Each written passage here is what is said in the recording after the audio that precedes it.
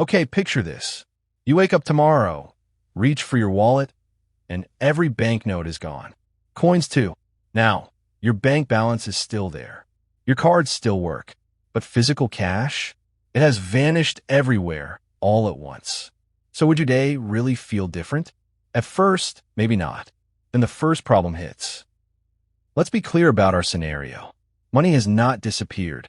Only notes and coins are gone. Bank accounts, credit cards, payment apps, and mobile wallets remain.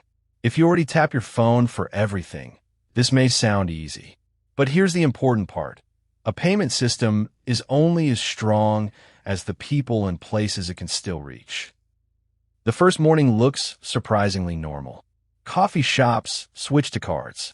Supermarkets keep scanning groceries. Online shopping barely notices. In the United States, cash is already only about one payment in 6. Credit and debit cards. Now watch what happens at the edge. A street vendor needs a card reader. A babysitter needs an app.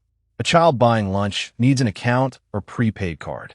Tips, bus fares, laundromats, parking meters, and small market stalls all need new hardware. The change is not impossible. It is just expensive, uneven, and very fast. And some people cannot simply switch. In 2023, about 5.6 million American households had no bank account. The FDIC found that roughly 2/3 of unbanked households were cash only. Imagine telling them, your money still exists. You just need an account, a phone, identification, internet access, and a business willing to serve you. That is not a small adjustment. It is a locked door. Governments would react quickly. Emergency prepaid cards appear. Banks offer basic accounts with fewer fees. Employers stop handing out cash wages. Charities distribute stored value cards. Shops install cheaper readers. Within weeks, many stranded people reconnect. But the rescue creates a new rule. To participate in everyday life, you now need permission from a digital system. That sounds efficient until the lights go out. Here's the catch. Cash works without electricity, mobile service, a payment processor, or a working bank server. Emergency agencies still recommend keeping cash because card machines and ATMs can fail during a long outage. Remove cash and one technical failure can freeze an entire neighborhood. Imagine a storm knocks out power for 12 hours. The grocery store has food. You have money in your account. Yet the checkout cannot confirm the payment.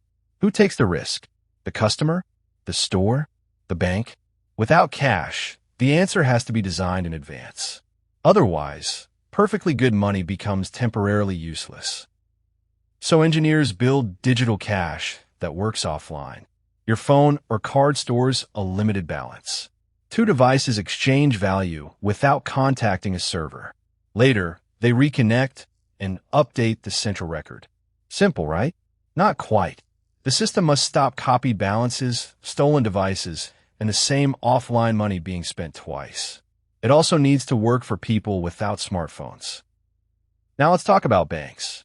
You might think cash disappearing would end bank runs. After all, nobody can line up and withdraw stacks of notes. But fear does not need paper. People can transfer money to another bank, buy government securities, foreign currency, gold, crypto, or anything they trust more. A digital bank run may be quieter and much faster. Privacy changes too. When you pay with cash, no payment company needs to know what you bought.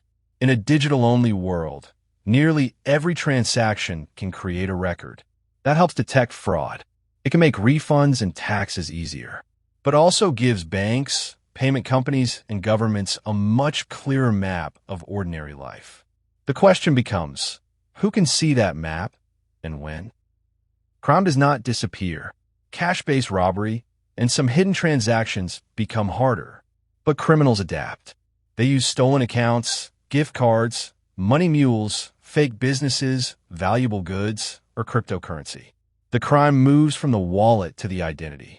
You may carry less money in your pocket, but your password and phone become far more valuable. There is another trade-off for small businesses. They no longer count notes, store change, or transport cash. That saves time, and reduces theft. But every sale now depends on devices, networks, processors, and fee agreements.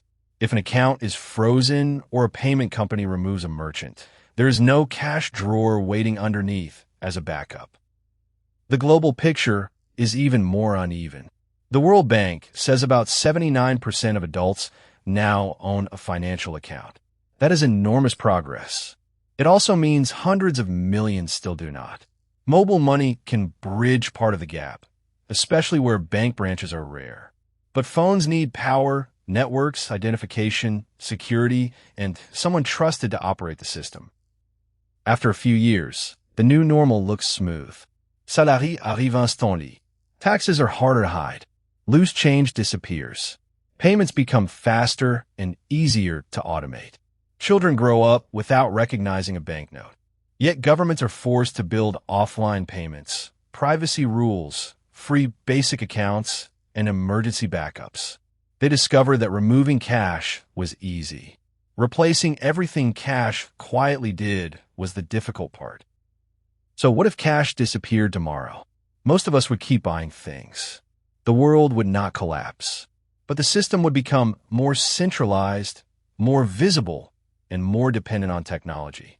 Cash is slow, physical, and sometimes inconvenient. It is also the staircase when the digital elevator stops. Remove it, and the future can still work, but only if we build another way down.